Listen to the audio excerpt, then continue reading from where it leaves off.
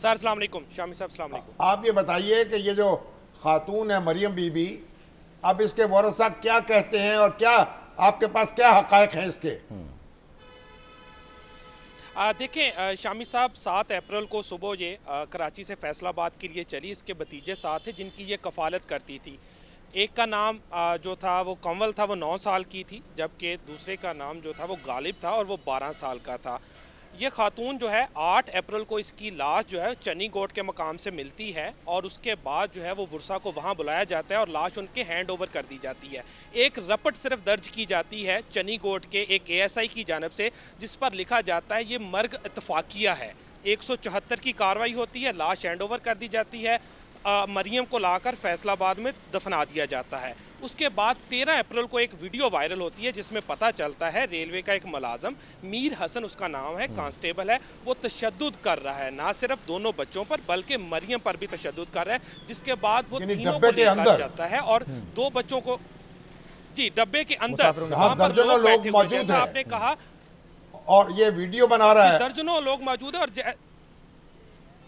दर्जनों लोग मौजूद हैं और जैसे ही वो कांस्टेबल मरियम को और दोनों बच्चों को उठा के लेके जाता है, लोग भागते हैं सीट पर बैठने के लिए और उसके बाद बच्चों को अलग बैठा दिया जाता है, मरियम को एक कैबिन में अलग बैठा दिया जाता है और ऐसे ही जो अगले दिन पता चलता है उसने ये कार्रवाई क्यों की, ये जरूरत क्यों हुई। और ये कहा जा रहा था कि वो किसी और की सीट पे बैठी थी जाके, ये ऐसा था बगैर टिकट।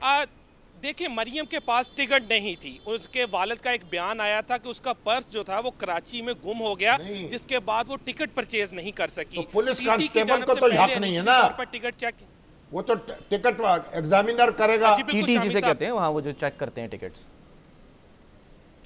जी बिल्कुल शामी साहब, पुलिस कांस्टेबल को ये हक हासिल नहीं था कि वो आकर तशद्दुद का निशाना बनाए या और लोग देखते रहे और उसके बाद उसे लोग देखते रहे और वीडियो बनाते रहे। उसके बाद जब ये वीडियो वायरल हुई तो फैक्ट फाइंडिंग कमेटी बनाई गई शामी साहब IG रेलवे की जानब से, लेकिन उस फैक्ट फाइंडिंग कमेटी का अलमिया चेक करें, उन्होंने लवाहिकीन से राब्ता तक नहीं किया, बच्चों के बयानात कलम बंद नहीं किए और जैसा कि एक FIR जो थी वो रेलवे ने अपने ही सिक्योरिटी ऑफिसर की मदईयत में दर्ज की और उसकी ज़मानत होगी। उसमें सिर्फ 3 दफ़ात लगी, औरत की असमतदारी की, औरत को ज़रब लगाने की और एक रेलवे एक्ट की दफ़ा लगी। उसके बाद उसकी ज़मानत हो गई।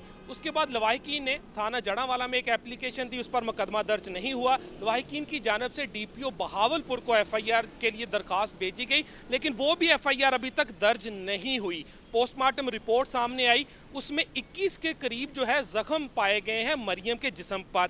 उसके 5 मेन इंजरीज हैं, जिसमें उसका खून का बह जाना, उसकी पसलियां मुकम्मल तौर पर डैमेज हो जाना, उसके जिस्म से उसके टांग का अलग होना, उसके बाजू का अलग होना, ये काज ऑफ डेथ है, हार्ट का रुक जाना। नहीं, अब ये मुबैना तौर पर अभी तक मुअम्मा है। उसको धक्का दिया गया या वो खुद गिर गई, ये भी नहीं है क्लियर।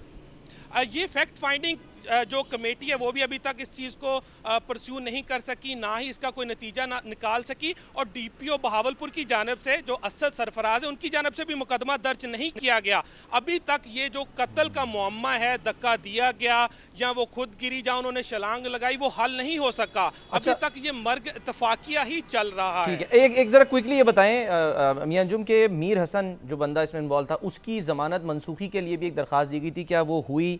उसकी ड्यूटी जो थी वो कराची से रोडी तक थी, वो क्यों उतरा हैदराबाद में, उसका ड्यूटी रोस्टर क्या कहता है और क्या ट्रेन को रोका गया था? अगर रोका गया था और वापस आई है ट्रेन वो लाश उठाने के लिए जो कहा गया कि बच्चों को देने के लिए, तो उस वक्त ट्रेन ड्राइवर भी ज़ाहिर है उसको बताया गया होगा, तो उसका क्या बयान जो है वो रिकॉर्ड हुआ, वो FIR में जो है वो सामने आया?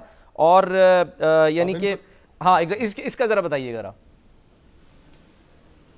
सलमान, ये ट्रेन जब वहाँ से चली है तो बेसिकली तौर पर ड्यूटी रोस्टर के मुताबिक जो अहलकार थे इन्होंने रोडी के मकाम तक आना था, लेकिन मीर हसन जो है फैक्ट फाइंडिंग कमेटी की इब्तदाई रिपोर्ट के मुताबिक हैदराबाद उतर गया।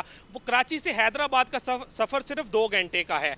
उसके बाद जैसे ही मुबैना तौर पर धक्का दिया गया या छलांग लगाई गई तो जो टेक्निकल जो जराए हैं हमारे वो बताते हैं कि जब 135 किलोमीटर फी घंटा की रफ्तार से ट्रेन थी, जब मरियम को धक्का दिया गया मुबैना तौर पर जहां उसने छलांग लगाई, तो ट्रेन की हवा का वैक्यूम इतना ज़्यादा होता है कि वो ट्रेन जो चीज़ गिरती है उसको अपनी तरफ खींचती है।